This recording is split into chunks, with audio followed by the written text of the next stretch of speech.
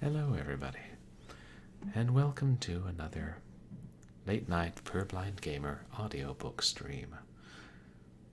Yeah, I realize I'm starting late, and sorry about that. Ran into some technical issues again, but we got them all sorted out, as far as I know. And if not, we'll continue to sort them out. But I hope everybody's week is off to a good start, and that most of you got the national holiday off. I personally didn't, but can't have every holiday off in my line of work. It's too much to do. Or at least I hope there is, because if there's too much to do, there's that much more of a chance that I'll continue to have a job long term. Which is good. Barring, some way to make a lot of money without doing work. We'll have to brainstorm ideas. Thank you to everybody who came out to my last couple of streams. On Sunday, we finished the last game in the Blackwell series, and it was very sad to see it end. And on Saturday, we played a couple of games for Short Horror Saturday, and one of them froze my computer and made me reboot it in the middle of stream, which was frightfully rude. And tonight, we're continuing The Circular Staircase, that classic mystery novel. And looking ahead at how much is left, I think it's going to be just 3 more streams. This stream and 2 more, and then we'll be done. It's good, because that'll hopefully be around the time that I'm going back to visit my family for a couple weeks, and then we'll start another book. I don't know, maybe August. Well, no promises, because then I'd have to plan what book it would be. And just to remind everybody, the community challenge is still live, and you can contribute your channel points to that. Or you can blow all your channel points on 7th Guest ASMR. Gotta figure out more ASMR redeems. The more redeems in general.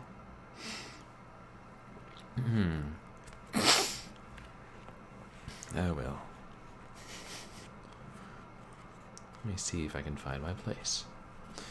Yeah, Airplane Line was saying the other day that normal people use bookmarks to mark their place in books. I told him that he should stop talking for a little while, but I don't think I phrased it exactly like that.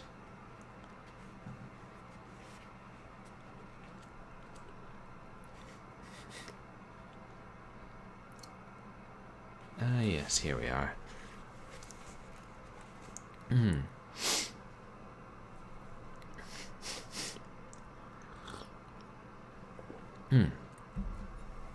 And just to remind everybody, if I don't respond to your messages, I'm not ignoring you. I just, to keep the flow of reading, I won't I'll stop to catch up with chat either after each chapter or more likely at the end. That's usually what I'm doing, usually.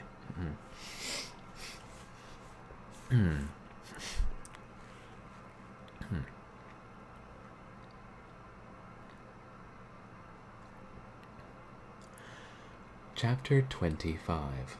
A Visit from Louise.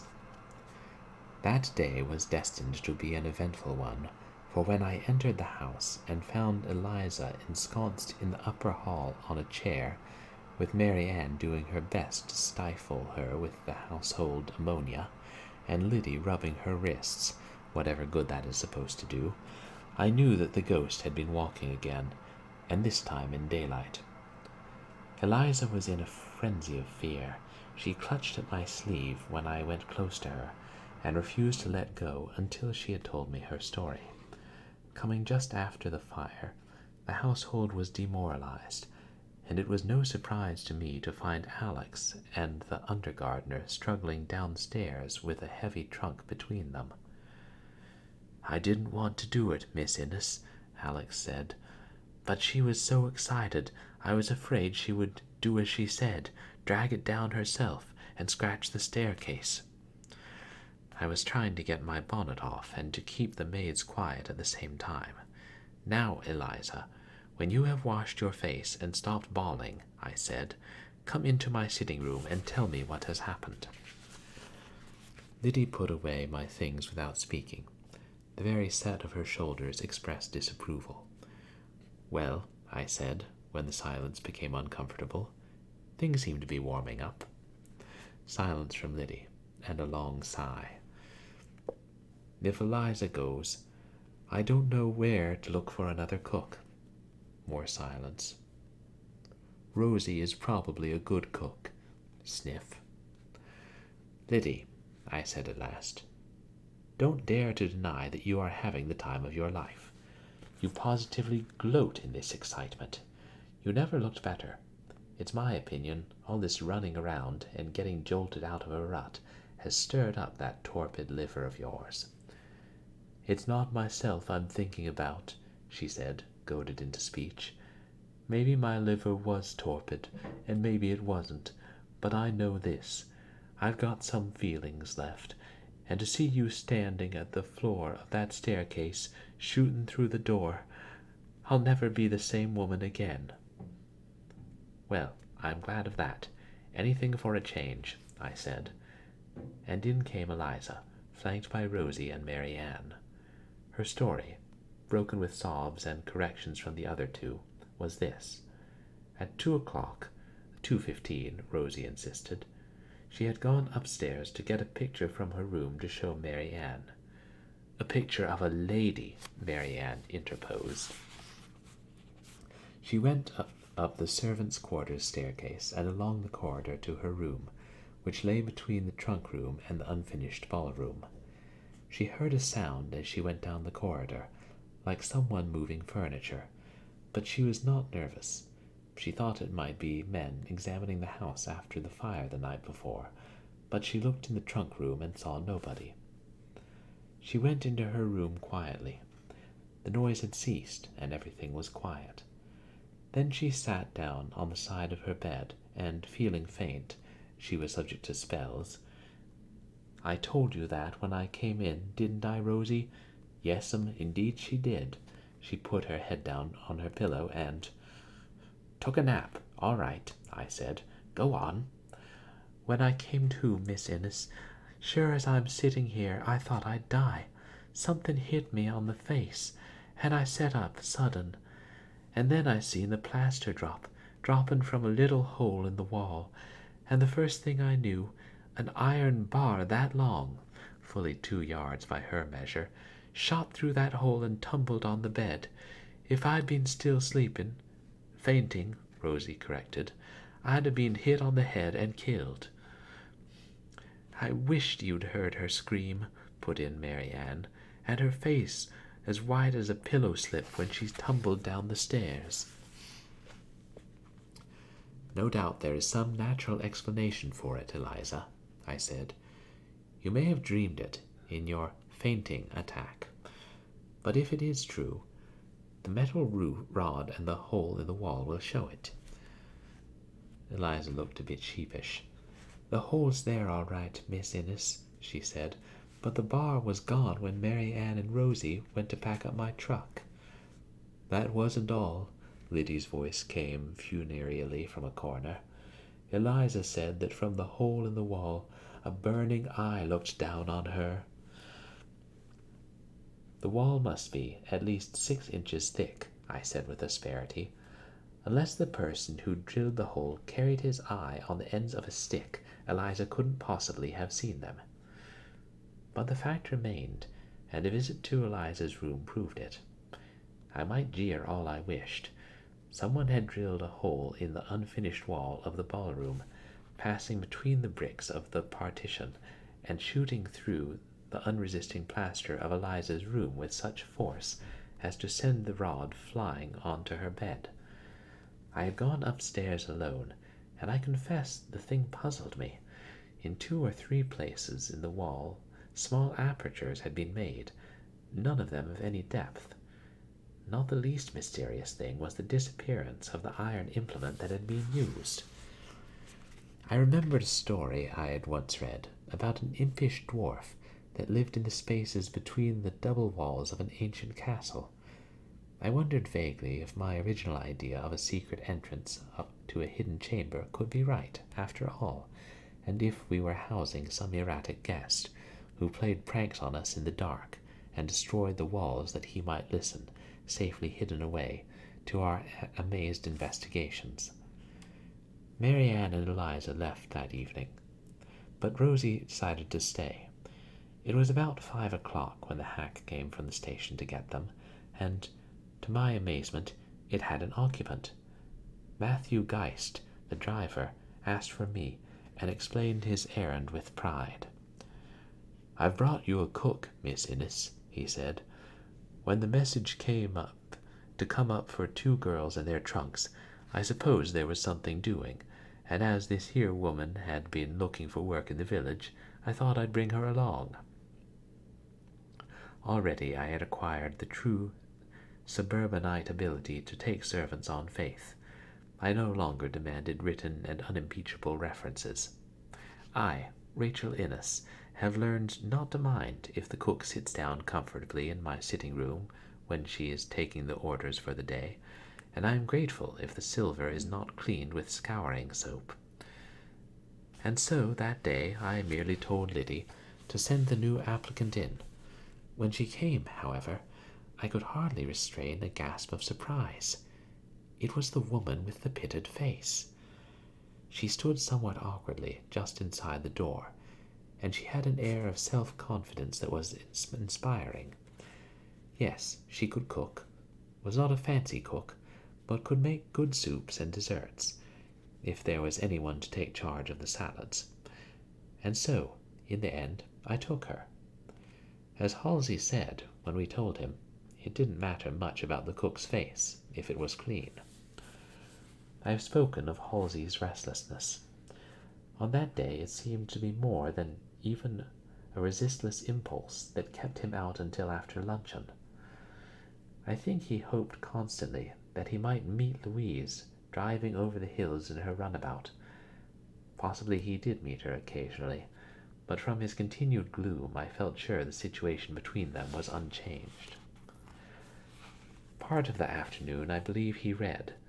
Gertrude and I were out, as I have said, and at dinner we both noticed that something had occurred to distract him.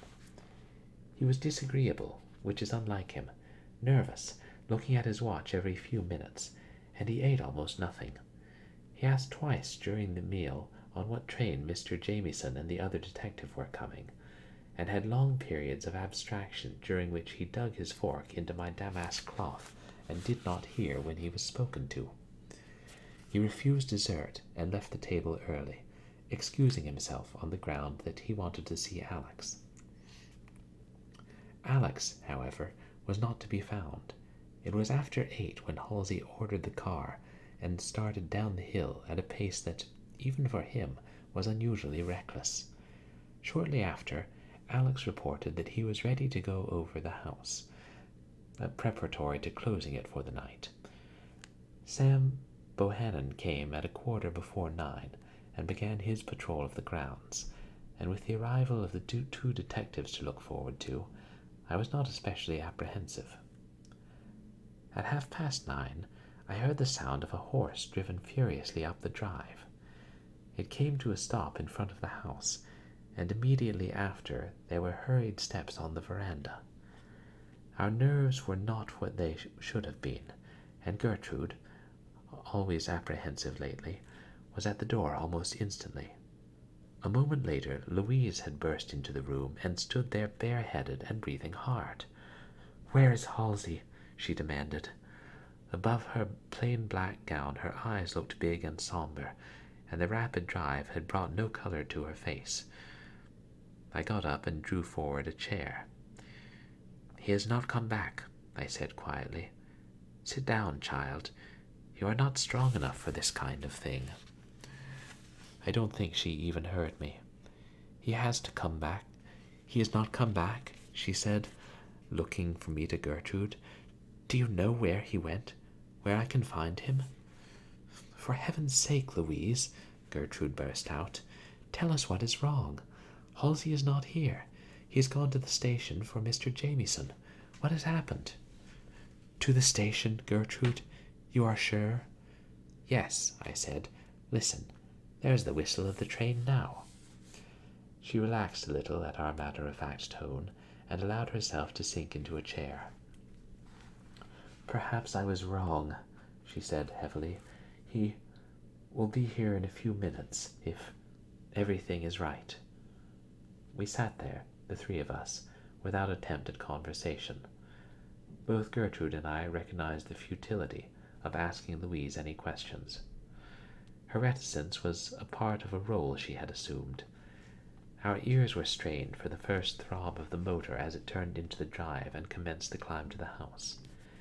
10 minutes passed, 15, 20. I saw Louise's hands grow rigid as they clutched the arms of her chair. I watched Gertrude's bright color slowly ebbing away, and around my own heart I seemed to feel the grasp of a giant hand. 25 minutes, and then a sound. But it was not the chug of the motor. It was the unmistakable rumble of the Casanova hack. Gertrude drew aside the curtain and peered into the darkness. "It's the hack, I am sure," she said, evidently relieved. "Something has gone wrong with the car, and no wonder, the way Halsey went down the hill."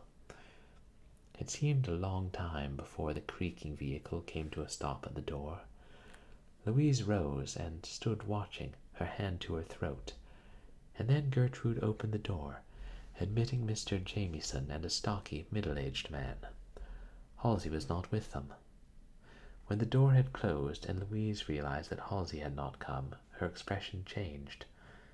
From tense watchfulness to relief, and now again to absolute despair, her face was an open page. "Halsey," I asked unceremoniously, ignoring the stranger, "did he not meet you?" "No." Mr. Jamieson looked highly surprised. "I rather expected the car, but we got up all right." "You didn't see him at all?" Louise demanded breathlessly.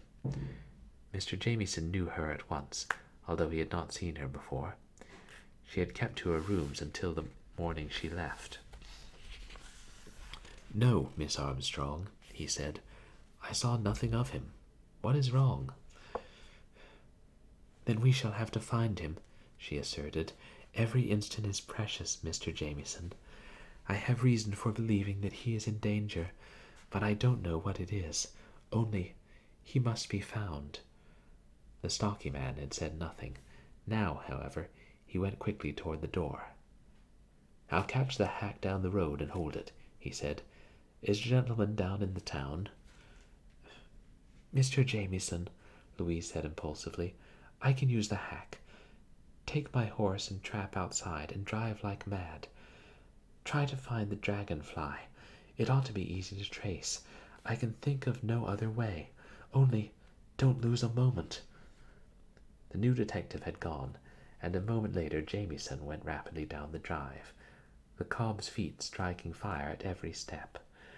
Louise stood looking after them. When she turned around, she faced Gertrude, who stood indignant, almost tragic, in the hall.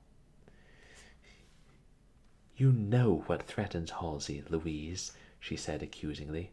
"I believe you know this whole horrible thing, this mystery that we are struggling with. If anything happens to Halsey, I shall never forgive you." Louise only raised her hands despairingly and dropped them again.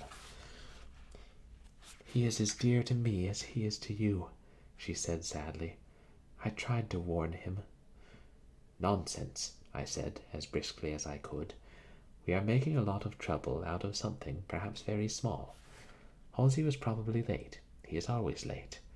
Any moment we may hear the car coming up the road." But it did not come. After a half-hour of suspense, Louise went out quietly, and did not come back. I hardly knew she was gone until I heard the station hack moving off. At 11 o'clock the telephone rang. It was Mr. Jamieson. "I have found the dragonfly, Miss Innes," he said. "It has collided with a freight car on the siding above the station. No, Mr. Innes was not there, but we shall probably find him. Send Warner for the car." But they did not find him. At 4 o'clock the next morning we were still waiting for news, while Alex watched the house and Sam the grounds. At daylight I dropped into exhausted sleep. Halsey had not come back, and there was no word from the detective. Chapter 26. Halsey's Disappearance. Nothing that had gone before had been as bad as this. The murder and Thomas's sudden death we had been able to view in a detached sort of way. But with Halsey's disappearance, everything was altered. Our little circle, intact until now, was broken. We were no longer onlookers who saw a battle passing around them. We were the center of the action. Of course, there was no time then to voice such an idea. My mind seemed able to hold only one thought, that Halsey had been foully dealt with, and that every minute lost might be fatal. Mr. Jamieson came back about 8 o'clock the next morning. He was covered with mud, and his hat was gone. Altogether, we were a sad-looking trio that gathered around a breakfast that no one could eat. Over a cup of black coffee, the detective told us what he had learned of Halsey's movements the night before.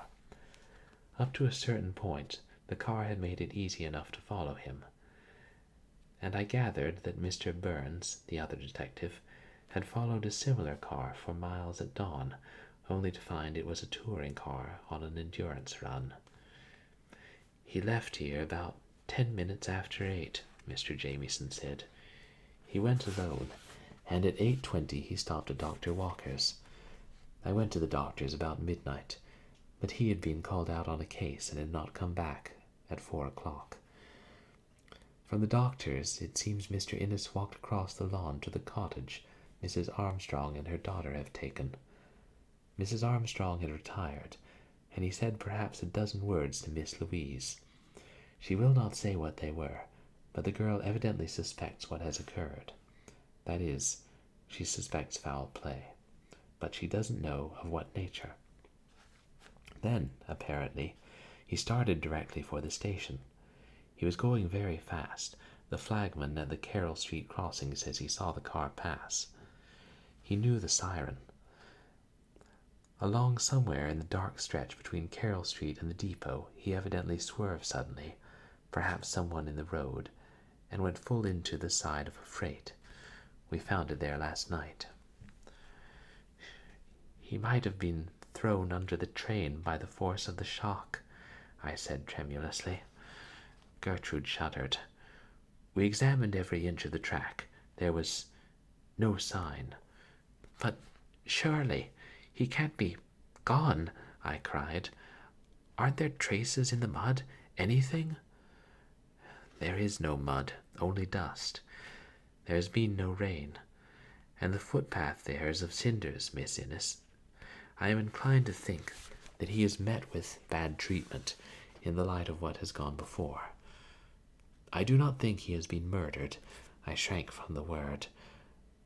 Burns is back in the country, on a clue we got from the night clerk at the drugstore. There will be 2 more men here by noon, and the city office is on the lookout. The creek? Gertrude asked. The creek is shallow now. If it were swollen with rain, it would be different. There is hardly any water in it. Now, Miss Innes, he said, turning to me, I must ask you some questions. Had Mr. Halsey any possible reason for going away like this, without warning? None whatever. He went away once before, he persisted, and you were sure then? He did not leave the dragonfly jammed into the side of a freight car before. No, but he left it for repairs in a blacksmith shop, a long distance from here. Do you know if he had any enemies? Anyone who might wish him out of the way? None that I know of, unless... No, I cannot think of any. Was he in the habit of carrying money? He never carried it far. No, he never had more than enough for current expenses. Mr. Jamieson got up then and began to pace the room. It was an unwanted concession to the occasion. Then I think we get at it by elimination. The chances are against flight. If he was hurt, we find no trace of him. It looks almost like an abduction. This young Dr. Walker, have you any idea why Mr. Innes should have gone there last night? I cannot understand it, Gertrude said thoughtfully. I don't think he knew Dr. Walker at all, and their relations could hardly have been cordial under the circumstances. Jamieson pricked up his ears, and little by little he drew from us the unfortunate story of Halsey's love affair, and the fact that Louise was going to marry Dr. Walker. Mr. Jamieson listened attentively. There are some interesting developments here, he said thoughtfully. The woman who claims to be the mother of Lucy and Wallace has not come back. Your nephew has apparently been spirited away. There is an organized attempt being made to enter this house. In fact, it is being entered. Witness the incident with the cook yesterday. And I have a new piece of information. He looked carefully away from Gertrude. Mr. John Bailey is not at his Knickerbocker apartments, and I don't know where he is. It's a hash, that's what it is. It's a Chinese puzzle. They won't fit together unless Mr. Bailey and your nephew have again, and once again Gertrude surprised me. They are not together, she said hotly. I know where Mr. Bailey is, and my brother is not with him. The detective turned and looked at her keenly. Miss Gertrude, he said, if you and Miss Louise would only tell me everything you know and surmise about this business, I should be able to do a great many things. I believe I could find your brother, and I might be able to do some other things. But Gertrude's glance did not falter. Nothing that I know could help you to find Halsey, she said stubbornly. I know absolutely as little of his appearance as you do, and I can only say this. I do not trust Dr. Walker. I think he hated Halsey, and he would get rid of him if he could. Perhaps you are right. In fact, I had some such theory myself. But Dr. Walker went out late last night to a serious case in Summitville, and is still there. Burns traced him there. We have made guarded inquiry at the Greenwood Club and through the village. There is absolutely nothing to go on but this. On the embankment above the railroad, at the point where we found the machine, is a small house. An old woman and a daughter, who is very lame, live there. They say that they distinctly heard the shock when the dragonfly hit the car, and they went to the bottom of their garden and looked over. The automobile was there. They could see the lights, and they thought someone had been injured. It was very dark, but they could make out two figures standing together. The women were curious, and, leaving the fence, they went back and by a roundabout path down to the road. When they got there, the car was still standing, the headlight broken and the bonnet crushed, but there was no one to be seen. The detective went away immediately, and to Gertrude and me was left the woman's part, to watch and wait. By luncheon, nothing had been found, and I was frantic. I went upstairs to Halsey's room finally, from sheer inability to sit across from Gertrude any longer and meet her terror-filled eyes.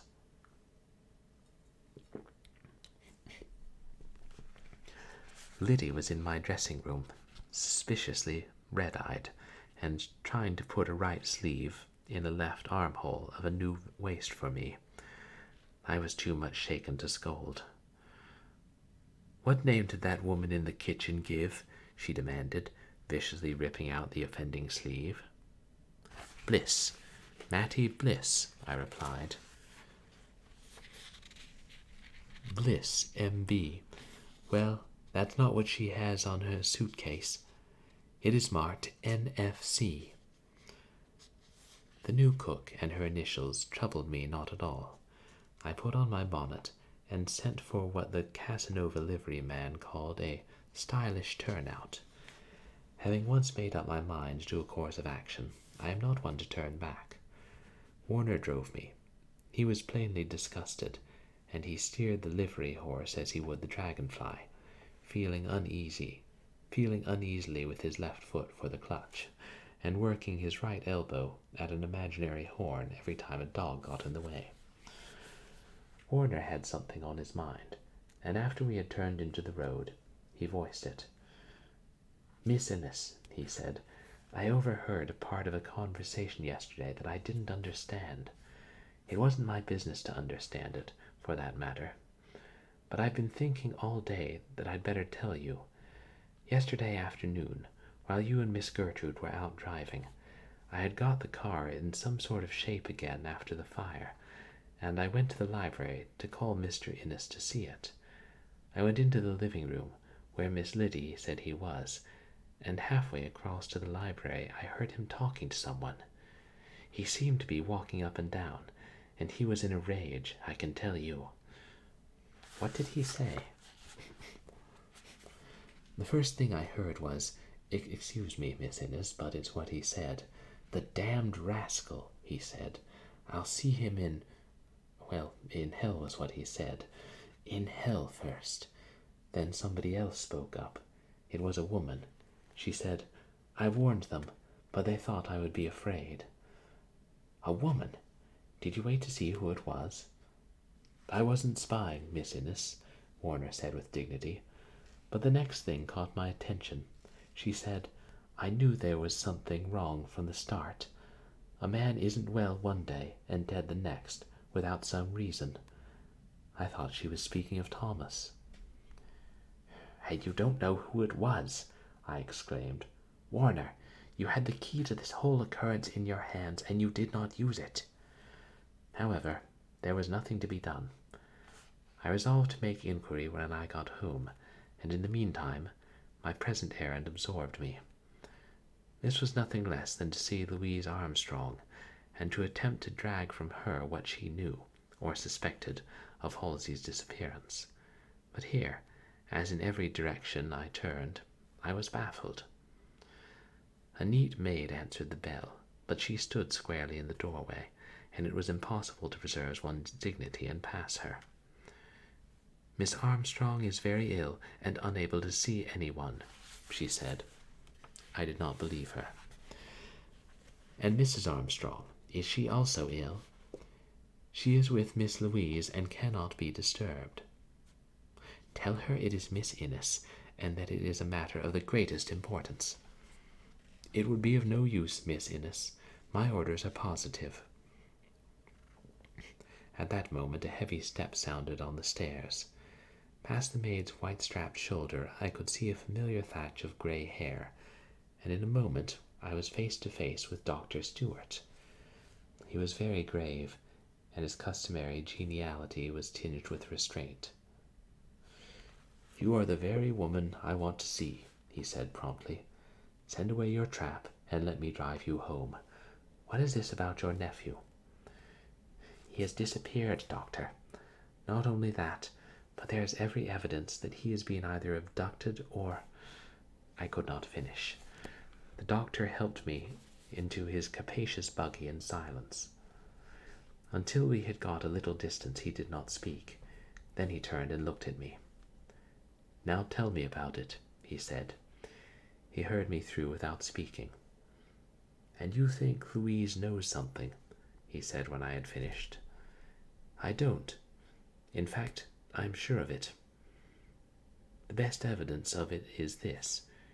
She asked me if he had been heard from, or if anything had been learned.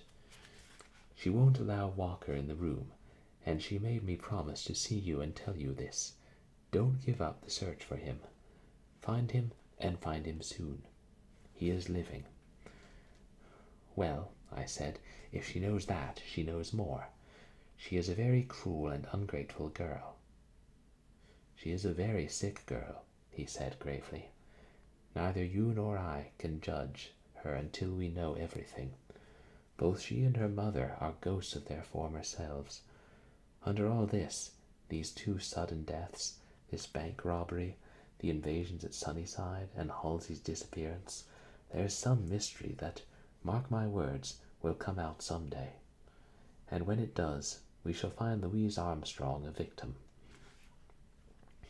I had not noticed where we were going, but now I saw we were beside the railroad, and from a knot of men standing beside the track, I divined that it was here the car had been found.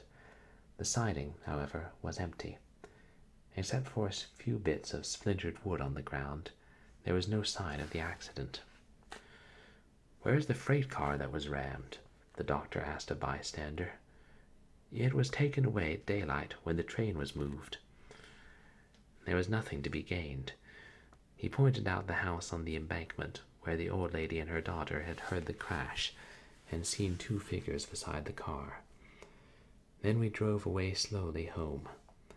I had the doctor put me down at the gate, and I walked to the house, past the lodge where we had found Louise, and later, poor Thomas, up the drive where I had seen a man watching the lodge, and where, later, Rosie had been frightened, past the east entrance, where so short a time before the most obstinate effort had been made to enter the house, and where, that night 2 weeks ago, Liddy and I had seen the strange woman. Not far from the west wing lay the blackened ruins of the stables. I felt like a ruin myself as I passed on the broad veranda before I entered the house. 2 private detectives had arrived in my absence, and it was a relief to turn over to them the responsibility of the house and grounds. Mr. Jamieson, they said, had arranged for Moore to assist in the search for the missing man, and at that time the country was being scoured in all directions. The household staff was again depleted that afternoon. Liddy was waiting to tell me that the new cook had gone, bag and baggage, without waiting to be paid. No one had admitted the visitor whom Warner had heard in the library, unless, possibly, the missing cook. Again, I was working in a circle.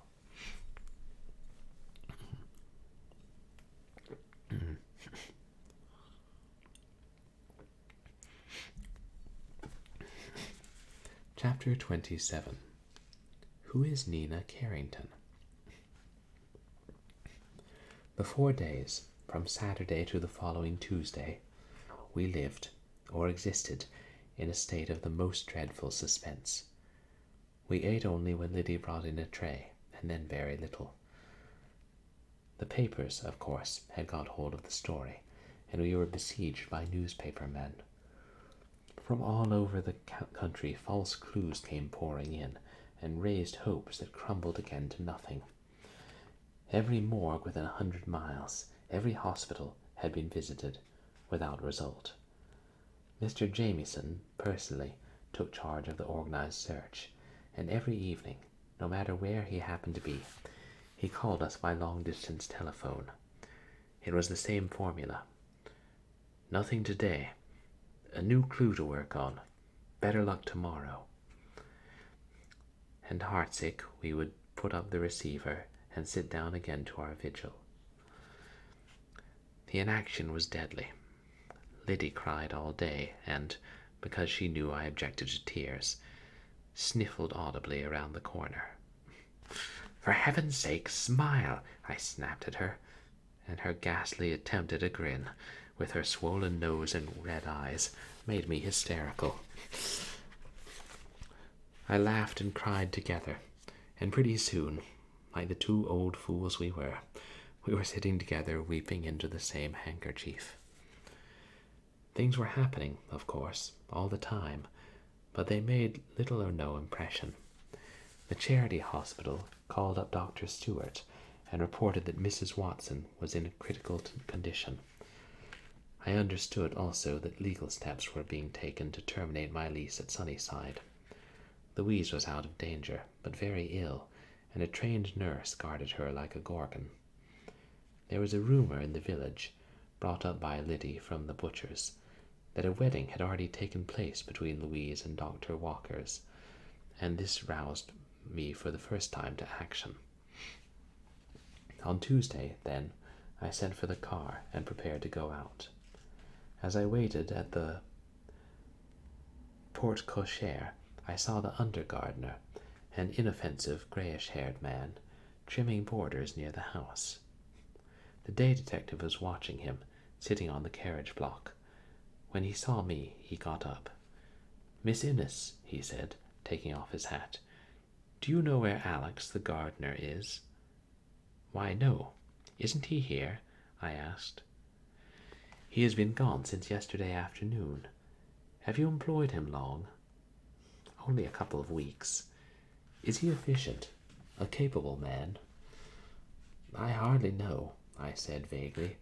"The place looks all right, and I know very little about such things. I know much more about boxes of roses than bushes of them. This man," pointing to the assistant, "says Alex isn't a gardener, that he doesn't know anything about plants." "That's very strange," I said, thinking hard.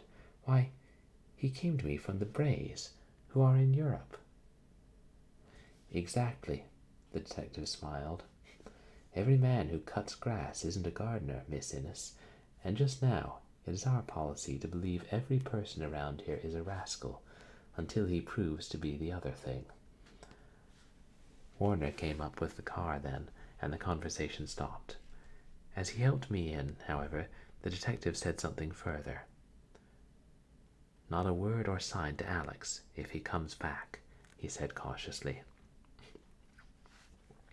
I went first to Dr. Walker's.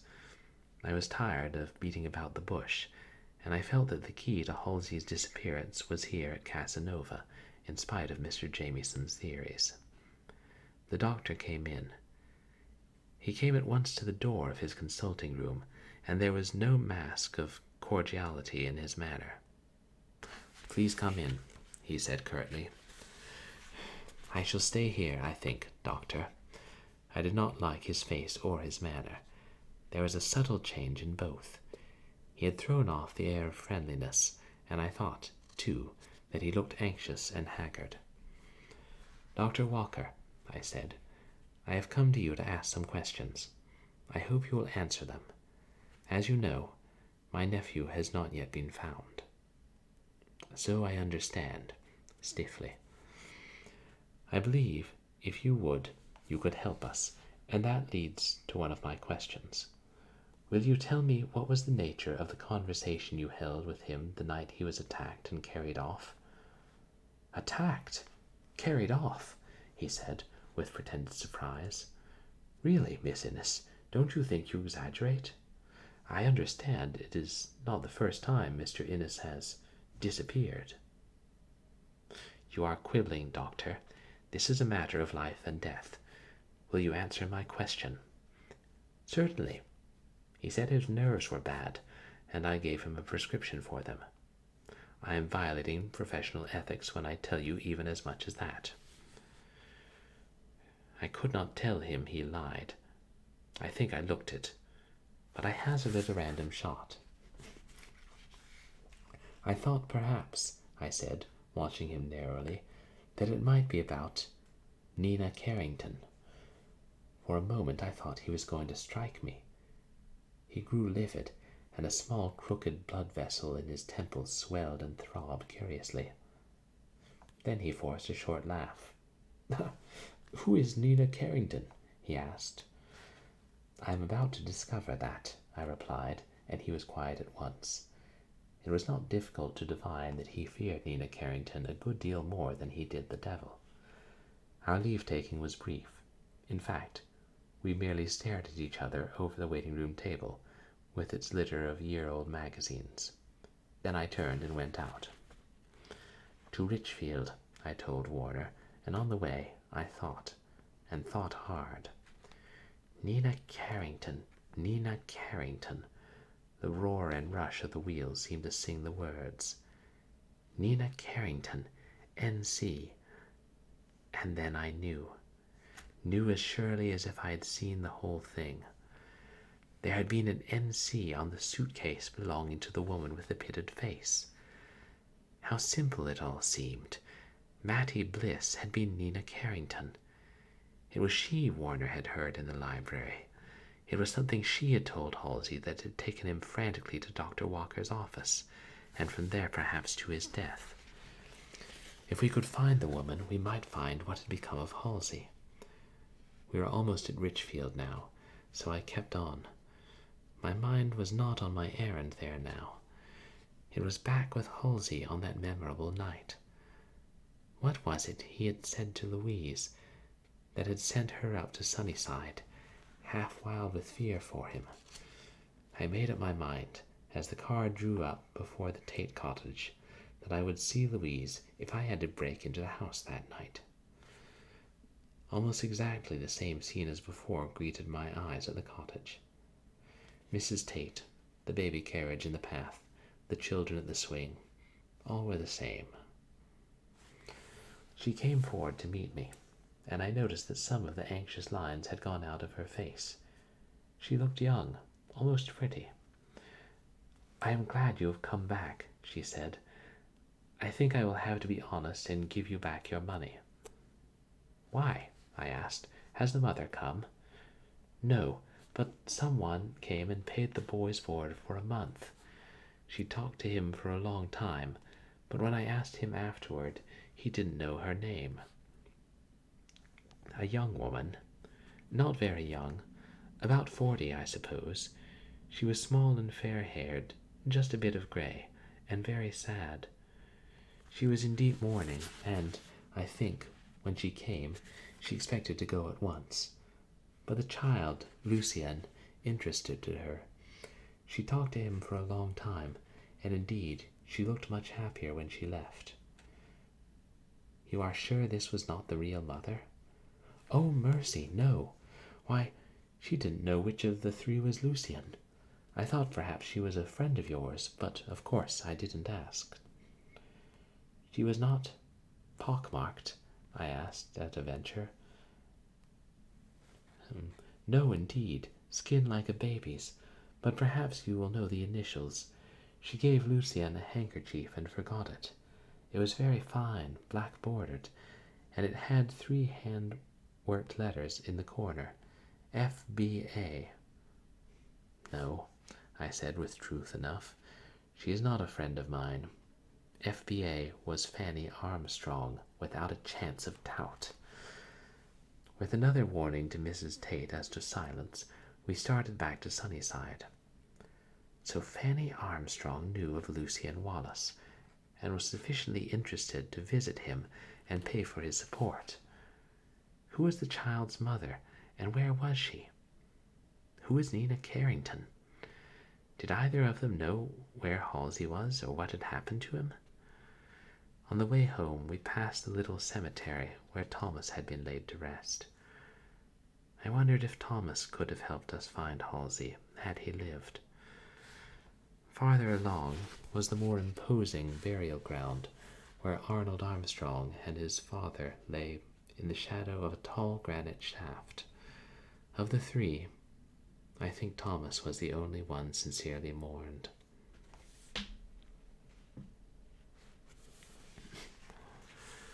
And I suppose that's a good place to stop for the night. It is rather late, and I am rather tired.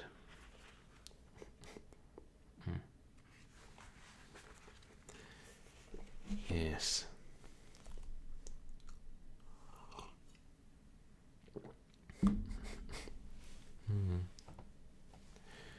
An hour, was that too short?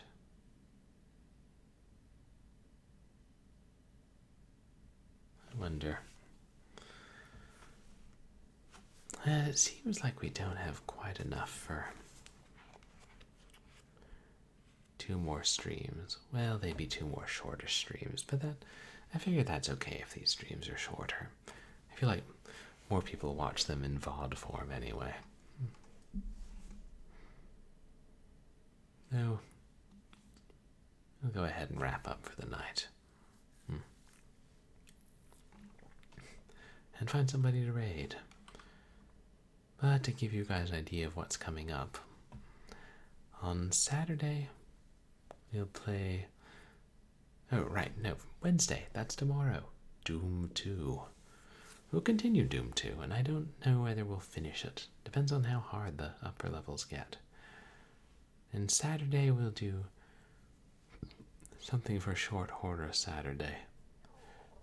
Might do an FMV game. Saw a horror FMV game on sale for just a few dollars, and was thinking of getting it. And then Sunday we'll start a new game, and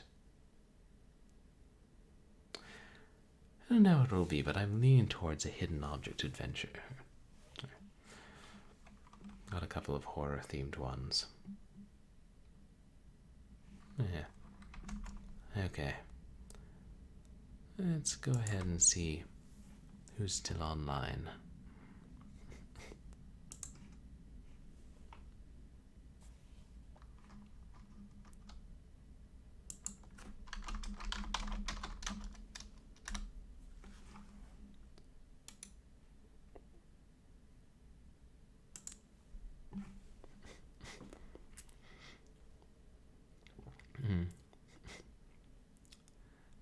Oh, right. Neon Arcade is doing his 2,000 follower celebration. We should really go say hi to him. I feel like it's been a little while since we've slayed him. And what's he playing? Oh, one of the Metal Gear Solid games, I believe. Yes. Or no, he's playing Police Knots today. Not familiar with that one. I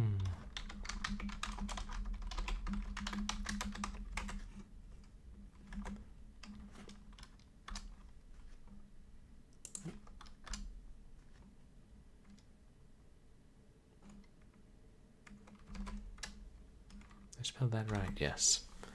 Don't want to raid us into the wrong person's stream. Yeah, thank you everybody for coming by and joining me for more audiobook fun. Appreciate everybody who lurks in my streams, especially those non-gaming ones. Well, the gaming ones too. You can follow me over on Twitter and on MySpace, where I post stream announcements and polls and whatever else I feel like. Although, it's mostly just stream announcements. And you can find VODs of my past streams over on YouTube. I hope everybody has a good night, gets plenty of rest. You say hi to Neon Arcade. Wish him a happy 2,000 followers. And I'll see you all tomorrow for Doom 2, Hell on Earth.